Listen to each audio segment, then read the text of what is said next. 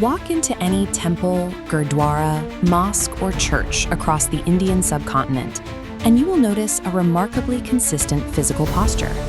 Heads bowed and heads covered. A dupatta pulled over hair. A turban wrapped with care. A skull cap, a veil, or a simple cloth draped in silence. This is one of the oldest continuous traditions in Indian spiritual life, the covering of the head during prayer.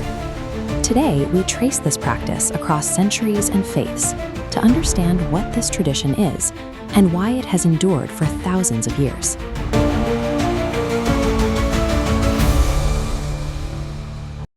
The origins of this gesture take us back over 3,000 years to the age of the Vedas. In ancient Vedic society, covering the head was tied to a specific requirement: modesty and humility before the divine.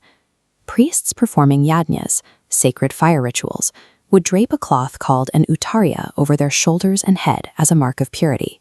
In early Indian philosophical thought, the human head was viewed as the seat of the intellect and the ego, the I that separates the individual from the universal.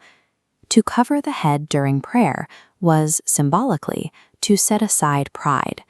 By physically obscuring the crown of the body, the worshipper performs a gesture of surrender.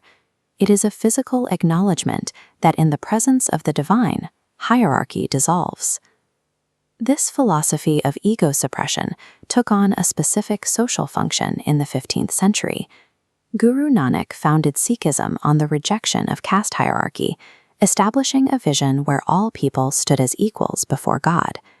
In Mughal-era India, the turban was a marker of nobility reserved for the elite.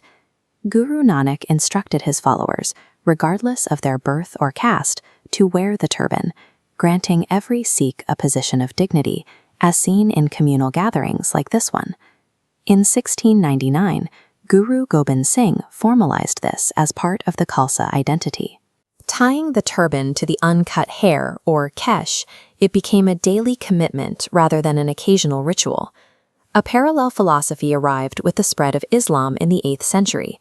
In Islamic tradition, modesty before God is central to worship, signifying a readiness to submit, the literal meaning of the faith's name, before Allah. During the 5 daily prayers of Namaz, this submission is expressed through specific garments. Men often wear a skull cap known as a topi, while women may wear a hijab or a dupatta. While Sikhism and Islam applied the practice toward different objectives, social equality versus divine submission, both utilized the covered head as an outward expression of an inward commitment. Within Hinduism, the practice of head covering is widespread, but not universal. It varies dramatically by region, gender, and community. In North India, married women often use the pallu of a sari, or a dupatta, as a sign of modesty during ceremonies. In South India, the tradition takes different forms.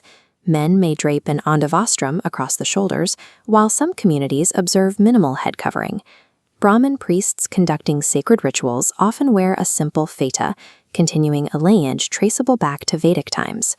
In Rajasthan and Gujarat, elaborate turbans called pagri carry both spiritual and social significance, worn during rites of passage and daily prayer alike.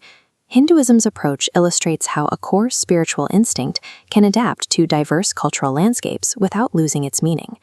This shared spiritual vocabulary extends through India's minority faiths, demonstrating the reach of the tradition. Zoroastrians, or Parsis, who arrived in India over 1,000 years ago, wear a small cap called a topi during prayer, along with the sacred thread kusti. In Kerala, ancient Syrian Christian communities historically observed head covering for women during services, adapting Christian traditions into an Indian context. Even Indian Jewish communities, like the Bene Israel, maintained the wearing of the kippah during prayer for thousands of years on Indian shores. Despite arriving from different regions and belief systems, these minority faiths utilize the same physical gesture of reverence. Each act carries the same ancient message, whether it is a Sikh's turban, a Muslim's cap, a Hindu woman's dupatta, or a Parsi's topi. These diverse traditions are united by a single idea, that before the divine, the self steps aside. In a geography fragmented by 100 languages and 1,000 customs, this simple gesture remains a constant. A covered head, bowed in prayer, is the thread that binds the spiritual traditions of the subcontinent together.